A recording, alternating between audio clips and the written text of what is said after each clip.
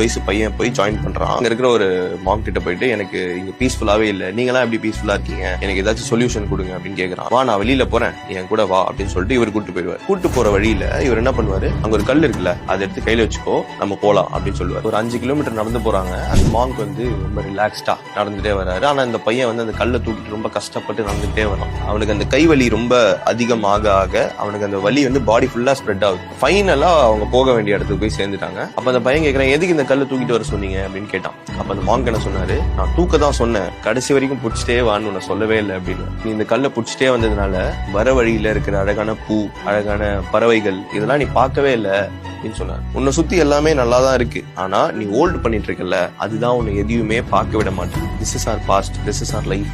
நீங்க சின்ன விஷயம் தானேன்னு சொல்லிட்டு நீங்க ஹோல்ட் பண்ற உங்களோட பாஸ்ட் ப்ராப்ளம்ஸ், மெமரிஸ் நீங்க விட்டு வராத வரைக்கும் you will never feel peace. But if you let go, your life becomes beautiful. Let it go.